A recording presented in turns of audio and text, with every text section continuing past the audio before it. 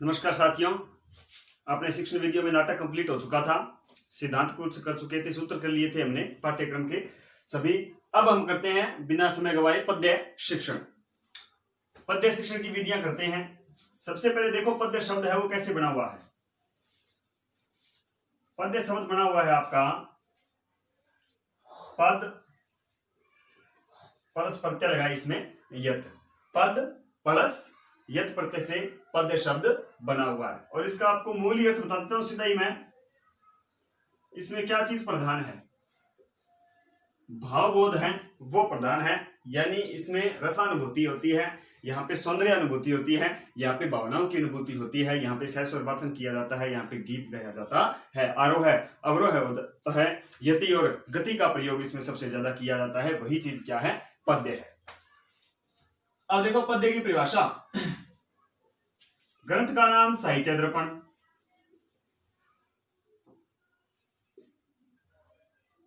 रचनाकार आचार्य विश्वनाथ। इन्होंने परिभाषा क्या दी?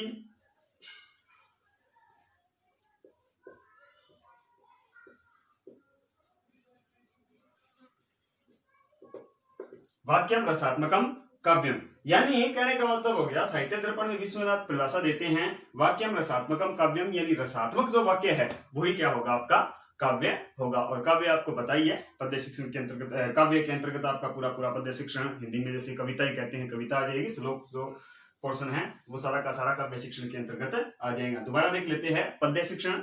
पद्य है वो पद प्लस यत प्रत्यय से बना है, जिसका मूल अर्थ है भावबोध, यानी आरोह है अवरोह का प्रयोग किया जाएगा, इसमें यति और गति का प्रयोग इसमें किया जाएगा, इसमें आपके रसानुभूति होगी, सौंदर्यानुभूति होगी, इसमें भावनानुभूति होती है। साहित्य दर्पण ग्रंथ है विश्वनाथ का, और ये वहां पे लाइन देते हैं वाक्यम रसात्मकम काव्य, यानी रस पैदा करे वही वाक्य क्या होगा? काव्य के अंतर्गत आता है, वही काव्य का भाग होते हैं। हिंदी में जिन्हें कविता कह देते हैं और संस्कृत में पद्य या श्लोक कह दोगे आप। अब इनका मुख्य उद्देश्य,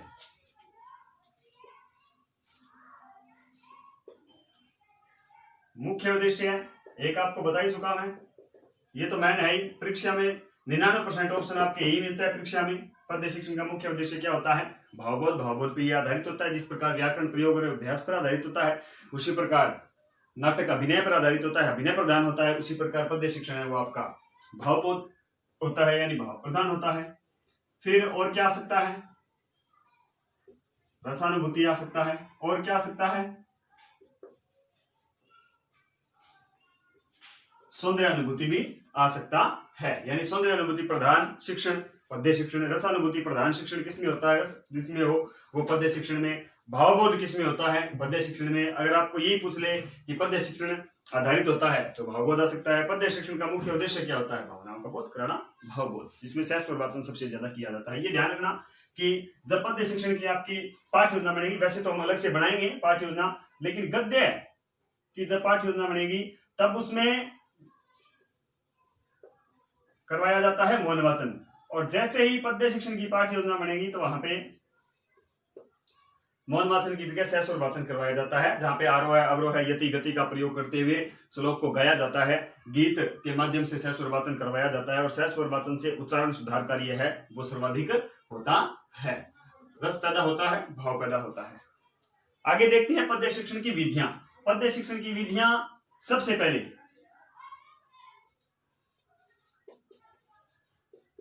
गीत विधि, जिसको आप गीत नाट्य विधि के रूप में पढ़ोगे, गीत अभिनय विधि के रूप में भी पढ़ोगे। ये तीनों एक ही विधि के नाम है, गीत विधि, गीत नाट्य विधि या गीत अभिनय विधि। अब देखो गीत विधि क्या है, गीत नाट्य विधि क्या है और गीत अभिनय विधि क्या है।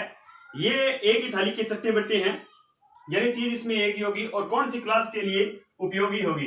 तो ये हम कहेंगे पूर्व प्राथमिक या प्राथमिक कक्षा के जो बिल्कुल छोटे बच्चे हैं उनके लिए इस विधि का प्रयोग किया जाता है। हिंदी और संस्कृत बिल्कुल समान चलेगी, इसीलिए हिंदी शिक्षण में भी गीत विधि का उपयोग किया जाता है, और संस्कृत शिक्षण में तो गीत विधि है ही है, क्योंकि सहस्वर वाचन इंपॉर्टेंट होता है पद्य शिक्षण में।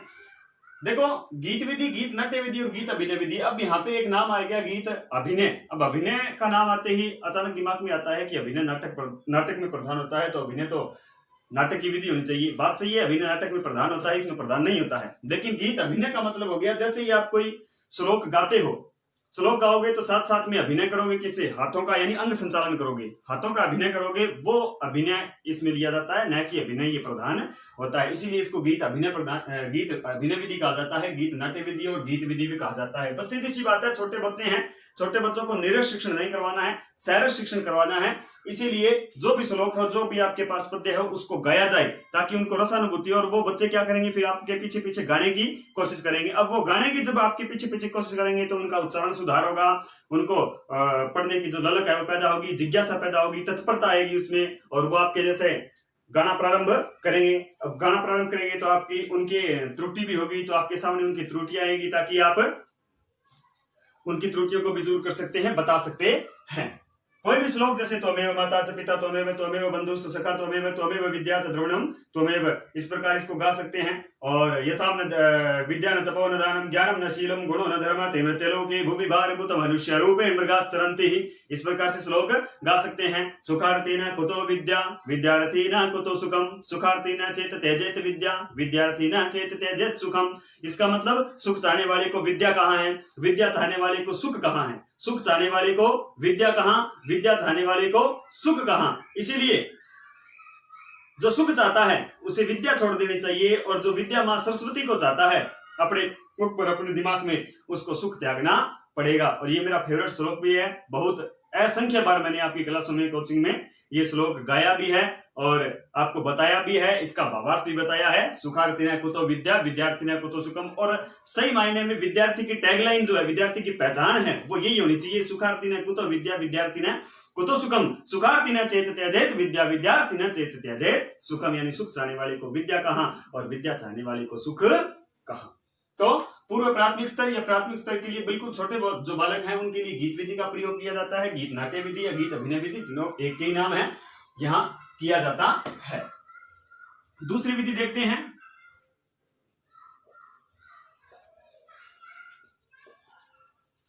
भाषानुवाद विधि। भाषानुवाद विधि का मतलब हो गया जैसे आपके पास कोई श्लोक है, जैसे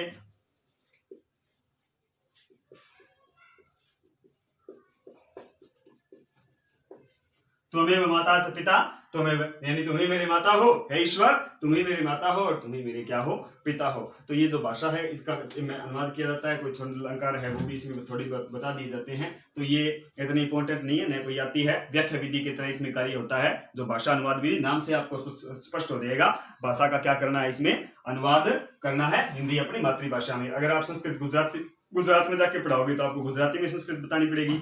अगर आप यहाँ राजस्थान में पढ़ा रहे हो तो हम इसका अनुवाद हिंदी भाषा में करते हैं। कहीं कहीं अपनी साधारणतः जो क्षेत्रीय भाषा बागड़ी भाषा है उसके भी शब्द पढ़ने को वहां पे देखने को मिलते हैं। जैसे मतलब कोई शब्द आ गया श्लोक में अजेडिक, अब अजेडिक है, मुझे पता है समझ में नहीं आएगा क्योंकि इसकी पहले संधि करके देखो, अजा प्लस एडिक। अजा का मतलब होता है बकरी और एड का मतलब होता है भेड़, यानी जहां भेड़ और बकरियों का जो झुंड होता है उसे अजेडक कहते हैं। अब अजेडक सीधे हिंदी में बताओगे तो समझ में नहीं आएगा, संस्कृत में इसको अजेडकम कहोगे तो समझ में नहीं आएगा। फिर बच्चे पूछेंगे साधारण भाषा में बताओ, अपनी भाषा में बताओ, तो अपने को बताना पड़ेगा कि भाई रेवड़ को कहा जाता है। और मातृभाषा का प्रयोग करना भी चाहिए प्राथमिक कक्षाओं के लिए, खासकर क्षेत्रीय भाषा का प्रयोग कर सकते हैं आप, ऐसा महात्मा गांधी ने कहा है। अब थोड़े से सजग हो जाओ। अब जो विधियां आ रही है वो व्याकरण की पद्य शिक्षण की सर्वाधिक इंपॉर्टेंट विधि है। हिंदी संस्कृत समान चलेगी।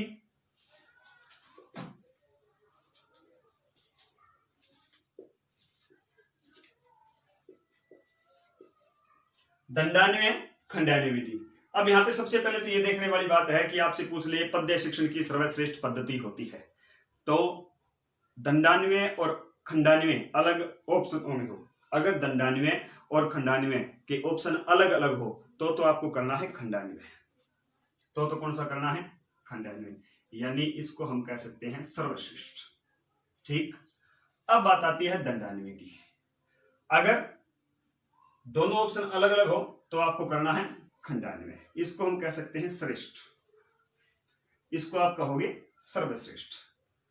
और ऐसे मान लो प्रश्न आ जाए कि पद्य शिक्षण की पद्धति होती है दंडान्वय, हिंदी और संस्कृत दोनों समान है, पद्य शिक्षण की पद्धति होती है, दंडान्वय भी ऑप्शन हो, फिर दूसरा ऑप्शन खंडान्वय हो, तीसरे ऑप्शन में आ जाए दंडान्वय खंडान्वय दोनों, या ये कह दे उभय यानी पहला दूसरा दोनों, तो वहां पे आप करेंगे दंडान्वय और खंडान्वय। उसी प्रकार व्याकरण शिक्षण में होता है, दो विधियां आई व्याकरण शिक्षण की सर्वश्रेष्ठ कही जाती है, आगमन और निगमन, उसमें सर्वश्रेष्ठ है वो आगमन कही जाती है, लेकिन व्याकरण शिक्षण करवाना चाहिए अपने को दंडान्वय और खंडान्वय, ये आपका आगमन और निगमन विधि के तहत। दोनों साथ में आए तो कोई दिक्कत नहीं है, अलग अलग आए तो थोड़ी सी ध्यान कर लेना कि खंडान्वय विधि है वो सर्वश्रेष्ठ मानी जाती है, दंडान्वय विधि है वो श्रेष्ठ नहीं मानी जाती है। किस प्रकार से वो देखते हैं, पहले दंडान्वय विधि पढ़ते हैं, उसके बाद में खंडान्वय विधि का प्रयोग करेंगे। रटने वाली चीज नहीं है, विधि है आपकी दंडान्वय, कई बार ये दंडान्वयन के नाम से भी आती है। देखो सबसे पहले यहां पे एक शब्द निकालो, और वो शब्द है आपके पास दंड, वो शब्द आपके पास क्या है, दंड। अब दंड का मतलब कई सोचेंगे कि सर डंडा होता है ना, डंडा नहीं होता। दंड का मतलब कई सोचेंगे कि जी सजा होता है ना, सजा नहीं होता है। तो दंड का मतलब क्या होता है, दंड का मतलब यहां पे क्या है, वाक्य है। दंड का मतलब यहां पे क्या है, वाक्य है, यानी पूरा जो श्लोक है उसमें से एक प्रधान वाक्य है वो लिया जाता है, उस पर उसी वाक्य में से कौन से प्रश्न पूछे जाते हैं, यही इसकी कठिनाई है, नहीं तो ये भी सर्वश्रेष्ठ होती। इसमें व्याकरणिक प्रश्न पूछे जाते हैं, लेकिन प्रत्येक बच्चा है वो व्याकरण एक चूंकि कठिन विषय होता है, व्याकरण एक कनिष्ठ विषय होता है, इसीलिए व्याकरण को लोग समझ नहीं पाते हैं, इसीलिए ये नीरस विधि कही जाती है, क्योंकि इसमें सबसे ज्यादा कौन से प्रश्न होते हैं, व्याकरणिक प्रश्न होते हैं। जैसे कोई करता है, कर्म पूछ लिया, क्रिया पूछ ली, कर्ता कर्म क्रिया पूछ ली, किसी की विभक्ति पूछ ली, कोई लकार पूछ लिया, कोई और प्रत्यय पूछ लिया। जैसे एक लिखते हैं हम,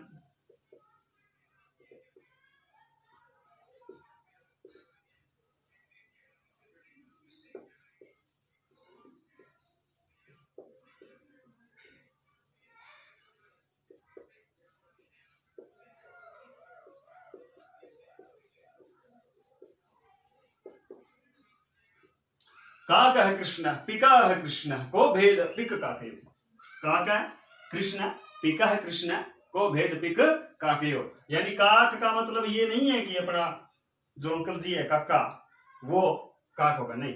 काका कृष्ण का मतलब हो गया कौवा भी काला होता है, पिका कृष्ण कोयल भी क्या होती है, काली होती है। काका है कृष्ण कौवा भी काला होता है, पिका है कृष्ण कोयल भी काली होती है। को भेद पिका काकयो, तो कौवे और कोयल में भेद क्या है। आगे लिखने वाले कहते हैं कि वसंत काल संप्राप्ते काक है पिकह पिकह, यानी जैसे ही वसंत काल प्राप्त होता है, यानी वसंत काल आता है तो अपने को पता चल जाता है कौवा हमेशा काय काय करता रहेगा, और कोयल है वो मीठी और सुरीली आवाज में बोलती है, तो वहां पे पता चलता है कि कौवा कौवा होता है और कोयल कोयल होती है। देखिए अब ये श्लोक है, इसमें हम दंडान्वय विधि का प्रयोग कर रहे हैं, तो किस प्रकार करेंगे। अपने प्रधान वाक्य मानो ये ले लिया पूरा का पूरा। दूसरा इसमें प्रश्न लेने हैं अपने को, कौन से, व्याकरणिक प्रश्न। अब यहाँ पे हम पूछ सकते हैं कि कौवे की विशेषता क्या है, तो विशेषण पूछ सकते हैं, तो विशेषण में अपने उत्तर आ जाएगा क्या, कृष्ण। यहाँ पे विशेषण क्या है, कृष्ण। कोयल की विशेषता बता रहा है, कृष्ण है। कोयल की विशेषता क्या है, विशेष्य पूछ सकते हैं, कर्ता कौन सकता है, काल। को भेद है, यहाँ पे हम संधि भी पूछ सकते हैं, तो कह बजाय, यानी कहने का मतलब हो गया केवल और केवल मात्र व्याकरणिक प्रश्न होने के कारण ये विधि है वो थोड़ी सी नीरस हो जाती है, इसीलिए इस अकेली विधि का प्रयोग नहीं करना चाहिए। ये है दंडान्वय विधि। दंडान्वय में ये प्रश्न पूछा हुआ है 2010 में। दंडान्वय में दंड किसका सूचक है, दंड का मतलब यहाँ पे न तो डंडा है, दंड का मतलब यहाँ पे न सजा है, दंड का मतलब यहाँ पे है वाक्य। कौन सा वाक्य है, प्रधान वाक्य। वाक्य अगर ऑप्शन है तो भी सही है, प्रधान वाक्य है तो भी सही है। इसमें प्रश्न पूछा जाएगा आपके व्याकरणिक प्रश्न, यानी व्याकरण से संबंधित प्रश्न पूछे जाएंगे, जिसमें कर्ता आ जाएगा, कर्म आ जाएगा, आपकी कोई क्रिया इत्यादि वाले प्रश्न पूछे जाते हैं। नेक्स्ट देखते हैं खंडान्वय विधि।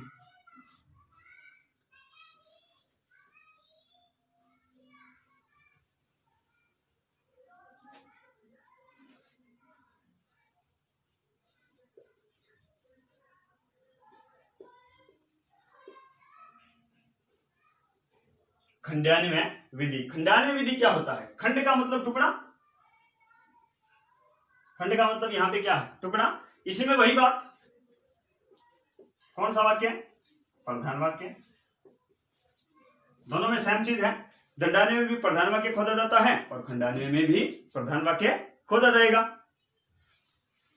लेकिन यहां पे थोड़ा सा डिफरेंस है। वहां तो हमने प्रश्न पूछे थे व्याकरणिक, यहां हम प्रश्न पूछेंगे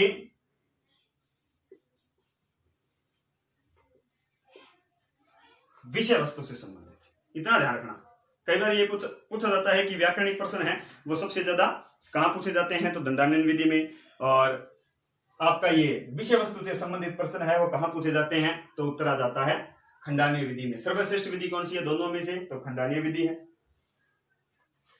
यानी खंडान्वय विधि में विषय वस्तु वाले जब प्रश्न पूछेंगे तो एक प्रकार से पूरा का पूरा अपना श्लोक पाठ है वो कवर अप हो जाए, पूरा का पूरा श्लोक पाठ है वो बिल्कुल समझ में आ जाता है, उसकी मूल विषय वस्तु है वो समझ में आ जाती है, तो बच्चे अपनी भाषा में इसका भावार्थ भी अपने आप से कर लेते हैं। देखो श्लोक देखते हैं हम एक, हाँ, सबसे सरल श्लोक,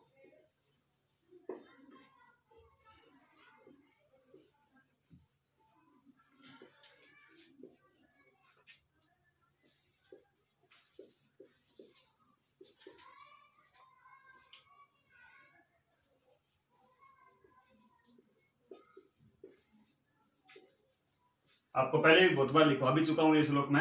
आलस्यम ही मनुष्याण शरीरस्थो महान रिपु, यानी आलस्य है मनुष्य के शरीरस्थों का मतलब हो गया शरीर स्थित, शरीर में रहने वाला सबसे बड़ा शत्रु है। आलस्य मनुष्य के शरीर में रहने वाला सबसे बड़ा शत्रु है, और आजकल तो है बहुत, क्योंकि कोचिंग इत्यादि खुल नहीं रही है, स्कूल खुल नहीं रहे हैं, तो घर बैठे बैठे ये महान जो रिपु है, महान दुश्मन है, वो अपना महान दोस्त भी बन गया है, ये भी चेंज हुआ है अपने में। तो ये दुश्मनी रहना चाहिए, दोस्त नहीं बनाना इसको। आलस्य में मनुष्याना शरीरस्थो महान रिपु, यानी आलस्य मनुष्य के शरीर में रहने वाला सबसे बड़ा शत्रु है। आलस्य मनुष्य शरीर में रहने वाला सबसे बड़ा शत्रु है। अब यहाँ पे हम प्रधान वाक्य मानो यही लेते हैं, वैसे तो ये श्लोक आता है, ये पूरा नहीं है। आलस्य में मनुष्याना शरीरस्थो महान रिपु नास्त्यो दंश में बंधु यम कर्तवा ना अवसिदति, यानी परिश्रम उद्यम के समान कोई भाई बंधु नहीं है जिसे करके मनुष्य कभी दुखी नहीं होता है, किसे करके? परिश्रम करके, और आलस्य करके हमेशा दुखी होता है। अब देखो प्रश्न पूछेंगे विषय वस्तु से संबंधित, तो हम पूछ सकते हैं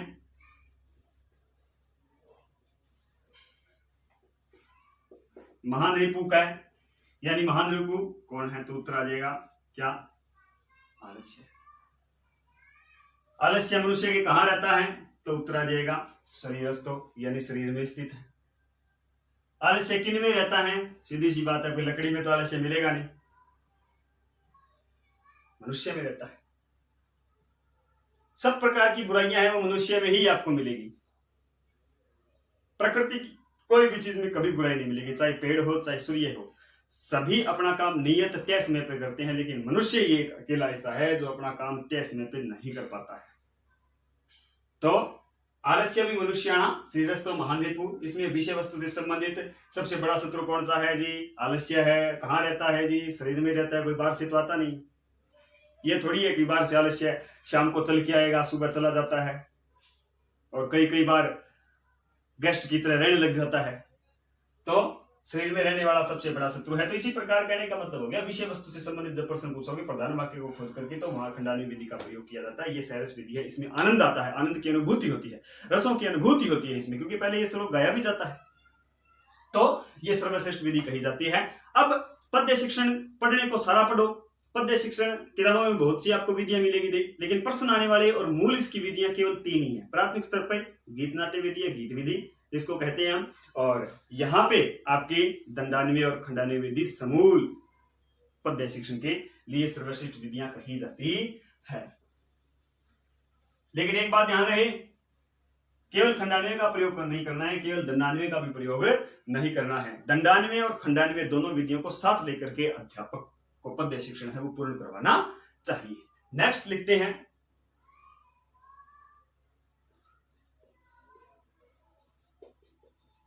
टीका विधि कहो, भाष्य विधि कहो, जिसको हम व्यास विधि भी कह सकते हैं। टीका विधि, भाष्य विधि, व्यास विधि तीनों ही अलग अलग है, तीनों का एक ही काम है। और कौन सी क्लासों के लिए?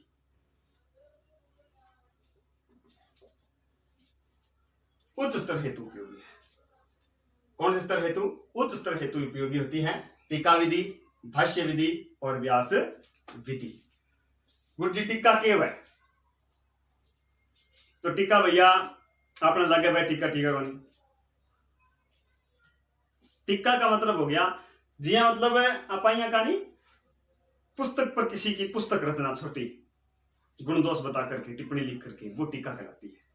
जैसे मान लो अष्टाध्यायी किसी ने लिखी, महर्षि पाणिनि ने लिखी, अष्टाध्यायी पर कोई और नया विद्वान आया, उसने एक पुस्तक लिख दी, उसमें कुछ सूत्र हैं वो नए आ गए, कुछ नए जोड़ दिए, कुछ उन्हीं में से निकाल के उनको शुद्ध कर दिया या कोई गुण बता दिए, तो वो क्या हो गई आपकी टीका। भाष्य विधि, व्यास विधि एक ही है, प्राचीन समय की विधियां कही जाती है टीका विधि, भाष्य विधि, व्यास विधि। तो कहने का मतलब हो गया इसमें पद्य शिक्षण अध्यापक कैसे करवाता है? इसमें अध्यापक इन टीकाओं का सहारा लेकर के, व्यास का सहारा लेकर के इस पद्य शिक्षण को पूर्ण करवाता है। तो ये छोटे बच्चों के काम की बात नहीं है।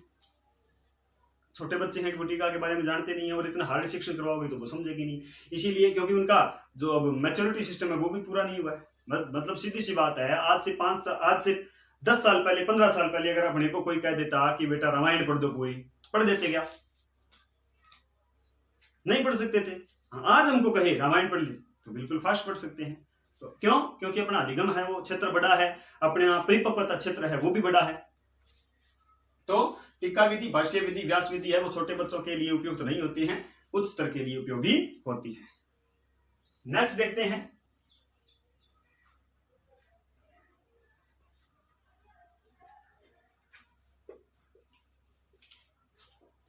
तुलना विधि। तुलना विधि भी कौन से के लिए? उच्च स्तर हेतु उपयोगी है।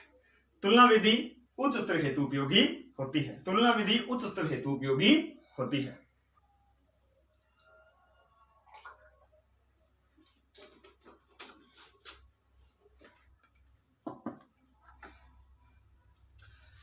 तो तुलना विधि उच्च स्तर हेतु, माफ कीजिएगा थोड़ी लाइट है वो गुम हो गई थी।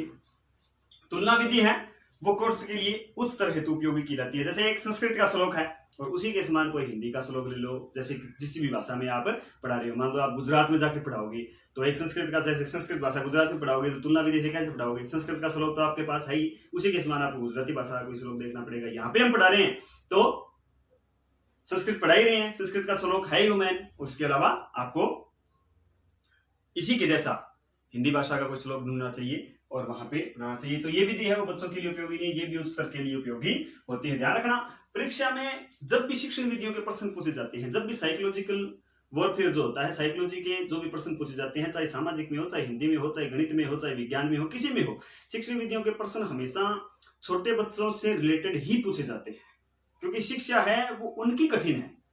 बड़े बच्चों को पढ़ाना इतना दुर्लभ नहीं होता है जितना कि छोटे बच्चों को पढ़ाना कठिन होता है, और वो वहां पे नींव तैयार होती है वहां पे। इसीलिए छोटे बच्चों हेतु या प्राइमरी उच्च प्राथमिक तक जो विधियों के प्रश्न है वो सबसे ज्यादा पूछे जाते हैं। तुलना विधि, तुलना विधि का प्रयोग उच्च स्तर, तो यहां पे हम कह सकते हैं श्लोकों की तुलना कौन सी भाषा में अन्य भाषा से तुलना की जाती है। जैसे लिख दें हम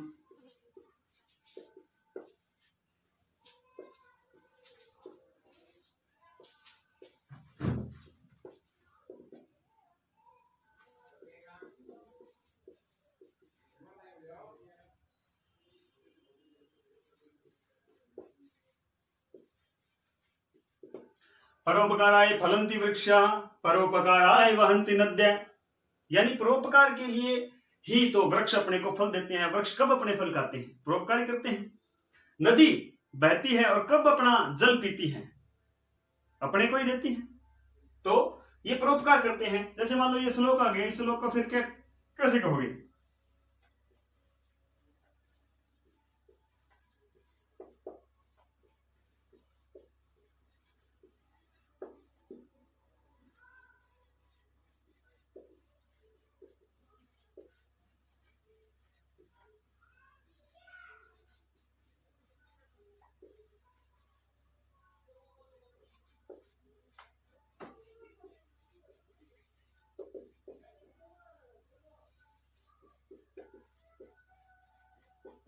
देखो यही बात ये कह रहे हैं, वृक्ष कबहू फल बखे, वृक्ष कब फल अपना बकते हैं, खाते हैं।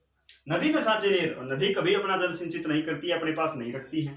परमार्थ के कारण साधु ने धरा शरीर, इसका मतलब हो गया कि परमार्थ के लिए ही, परोपकार के लिए ही, स्वार्थ के लिए नहीं, परमार्थ के लिए ही साधु ने, साधु का मतलब यहाँ पे पंडित हो गया, सज्जन व्यक्ति हो गया, प्रत्येक व्यक्ति हो गया जो साधु है, वो उसने शरीर धरा है। यानी परोपकाराय फलंति वृक्षा, परोपकाराय वहंति नद्य, परोपकार के लिए फल वृक्ष देते हैं, वृक्ष है वो, सॉरी, वृक्ष फल देते हैं और परोपकार के लिए नदियां बहती हैं। और वृक्ष कबहू फल बखे, नदी न साचे नीर, परमार्थ के कारणे साधु ने धरा शरीर। तो इस प्रकार गीत विधि के द्वारा भी साथ में तुलना भी हमें कर देते हैं, तुलना विधि का प्रयोग कर देते हैं। लेकिन ध्यान रखना ये विधि है वो उच्च स्तर हेतु उपयोगी है, छोटे बच्चों के लिए उपयुक्त नहीं होती है।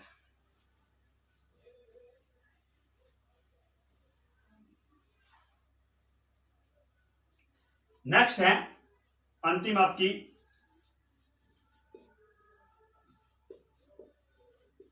समीक्षा विधि।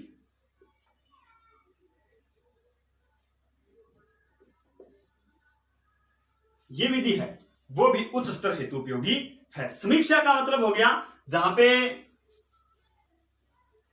छंद,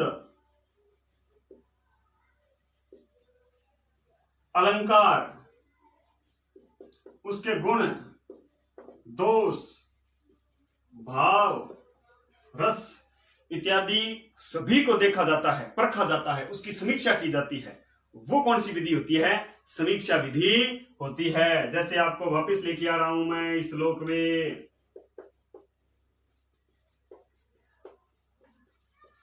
आपने इस श्लोक को गाया, त्वमेव माता च पिता त्वमेव, त्वमेव बंधुश्च सखा त्वमेव, त्वमेव विद्या च द्रविणं त्वमेव, त्वमेव सर्वं मम देव देव। इसके बाद में इसमें आप छंद ढूंढने लग गए और आपने छंद बिठा दिया इसमें उपेंद्र बत्रा,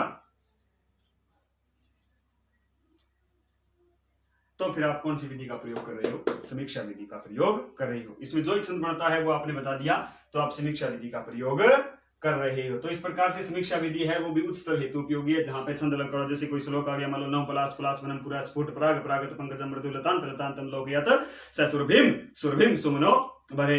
तो आपने बता दिया कि पलाश पलाश की आवृत्ति बार बार हुई है, इधर पराग पराग की आवृत्ति बार बार हुई है, तो इसमें यमक अलंकार भी है, साथ में आप छंद इसमें ढूंढने लग जाओगे, गुण दोष है वो छांटने लग जाओगे, कहने लग जाओगे, तो वहां पे समीक्षा विधि का प्रयोग किया जाता है। तो ये उच्च नहीं, बहुत उच्च स्तर हेतु उपयोगी है। तो इस प्रकार से अपना पद्य शिक्षण है वो पूर्ण होता है। पद्य शिक्षण की विधियां पूरी होती है। नाटक शिक्षण हमने पहले ही करवा दिया था, सिद्धांत कर लिया, सूत्र कर लिया, थोड़ी सी व्याकरण का पोर्शन रह गया, आपका विधियों का पोर्शन रहा है, उसके बाद में व्याकरण शिक्षण वापस शुरू कर देंगे। धन्यवाद। जय तु संस्कृतम, जय तु भारतम।